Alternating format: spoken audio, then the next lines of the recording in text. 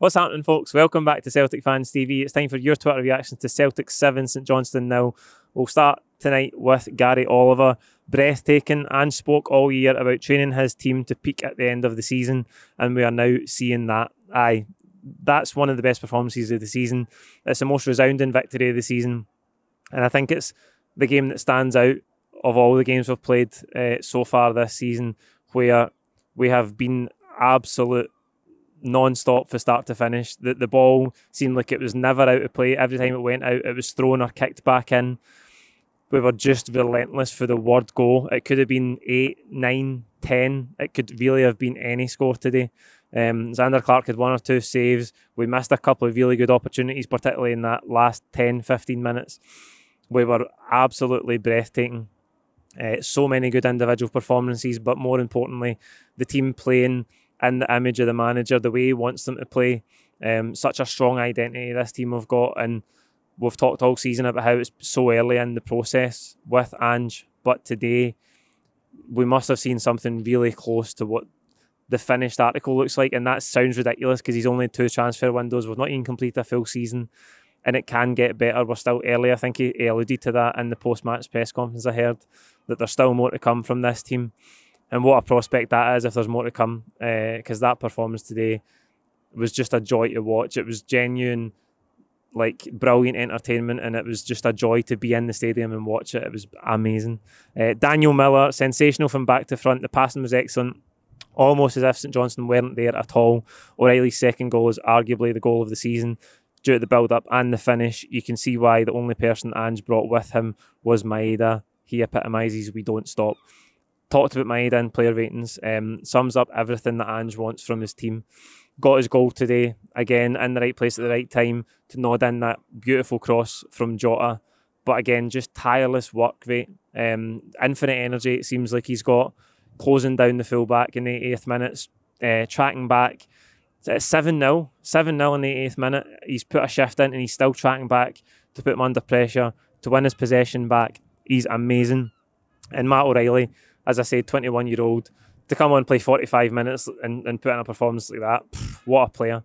What a player. I'm so excited to see more from Matt O'Reilly, to see his development, to be that young and be at that level just now. Where can he get to? How long can we keep him for? I really want to see how he's going to perform next season after being with us in the summer for a full pre-season.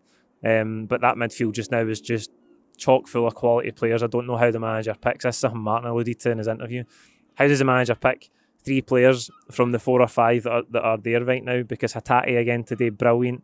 Sorry, not again, because a few critics last week for his performance, but back to his old self today. Only played 55 minutes, but he looked brilliant. And that's good because we can bring him off if his fitness is not quite there. We bring on the likes of O'Reilly, Turnbull into the game.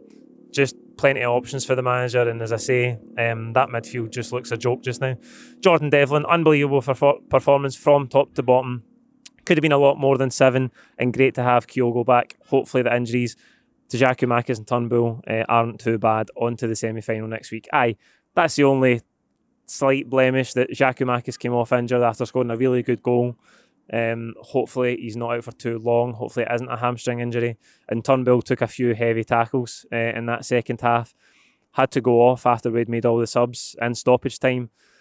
Again, you'd maybe like to see a wee bit more protection for the referee. There was, I think, the one just on the edge of the box, that was the first one that he got back up from, was really bad. Afterwards, he got the ball, the St Johnstone defender, but went right through Turnbull afterwards, and then there was another bad tackle, and I think he just took a knock from one of them and he had to go off. So hopefully those aren't too bad. But aside for that, great to have Kyogo back in contention on the pitch. The energy in the stadium when he came back on was electric. He plays a great ball through for Abada's goal as well. It's just so good to see him back, and he gives us a different dimension. If Giakoumakis is to be out, we've got him there fully fit now. We've been very careful with him. When Giakoumakis got injured, it could have been Kyogo that was thrown on, but it wasn't. The manager put Abada on, put Maeda through the middle, because the plan today was obviously just to give Kyogo 15-20 minutes, ease him back into it. But it's so good that he's back now because he makes us a lot stronger. We'll finish with Paul. 7 magnificent goals. Could have been more. A clean sheet and 9 points clear. What more could you ask for?